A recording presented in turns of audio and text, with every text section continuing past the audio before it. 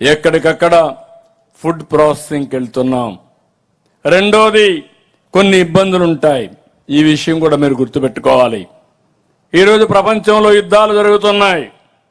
యుద్ధం జరిగినప్పుడు ఎక్కడికక్కడ లాజిస్టిక్స్ అన్నీ డిస్టర్బ్ అవుతున్నాయి. ఒకప్పుడు మన రాయలసీమలో పండించే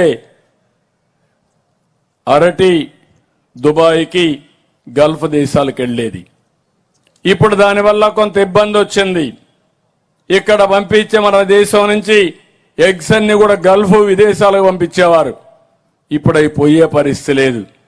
ఇప్పుడు లోకల్ మార్కెట్లో అమ్మినప్పుడు ఆటోమేటిక్గా రేటు పైన ప్రభావం ఉంటుంది. అయితే మీరందరూ ఒకటి గుర్తుపెట్టుకోవాలి. ఈరోజు మనం చూస్తున్నాం ఎల్పిజి కూడా ఇబ్బంది వచ్చే పరిస్థితి వచ్చింది. కానీ ఎవరు కూడా ప్యానిక్ అవ్వాల్సిన పని లేదు. ఒక కేబినెట్ వేసాం, ఒక సబ్ కమిటీ పెట్టాం, ఎప్పటికప్పుడు పర్యవేక్షిస్తాం, వాస్తవాలు మీకు చెప్తాం. మిమ్మల్ని పూర్తిగా ఆదుకోవడానికి అటు కేంద్రం ఇటు రాష్ట్రం సిద్ధంగా ఉన్నామని మరొకసారి మీ అందరికీ విజ్ఞప్తి చేస్తున్నాను. సంక్షోభం చాలా జాగ్రత్తగా చేయాల్సిన అవసరం ఉంది.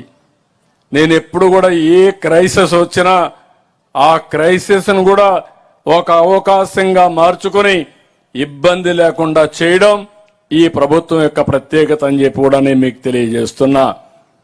అందుకనే ఇది ఒక మనకు ఓసారి మనం ఎన్ని మంచి పనులు చేసినా మనకు తెలియకుండా బయట వాతావరణం బయట పరిస్థితులు మనల్ని ప్రభావితం చేస్తాయి. అలాంటి యుద్ధ పరిణామాలు కూడా మనకు ఇబ్బంది కలిగిస్తున్నాయని చెప్పి కూడా నేను మీకు తెలియజేస్తున్నా. ఏదేమైనా మనం ధైర్యంగా ఫేస్ చేయాల్సిన అవసరం ఉంది. సమర్థవంతంగా ఎదుర్కోవాల్సిన అవసరం ఉంది. ఇంకొక పక్కన ప్రభుత్వం కూడా మద్దతు.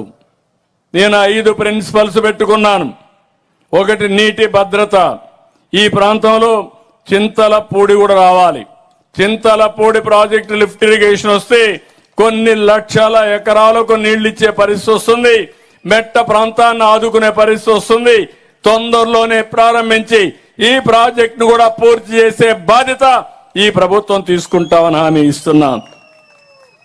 2 డిమాండ్ ఆధార పంటలు, అగ్రి టెక్, ఎక్కడికక్కడ టెక్నాలజీ ఉపయోగించడం, ఫుడ్ ప్రాసెసింగ్, ప్రభుత్వం ఇచ్చే మద్దతు 20,000 ఇచ్చాం. గిట్టుబాటు ధర రాకపోతే ఆదుకుంటున్నాం. మీరు పండించిన వరి ధాన్యాన్ని కొని సకాలంలో డబ్బులు ఇచ్చాం. ఇలాంటివన్నీ చేసి ఈరోజు మనం ముందుకు పోతున్నాం.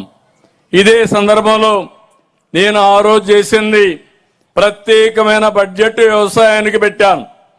ఇప్పుడు వ్యవసాయ యూనివర్సిటీ ఉంది, టెక్నాలజీ యూనివర్సిటీలు వస్తున్నాయి, ఇంకో పక్కన వెటనరీ కాలేజీలు యూనివర్సిటీలు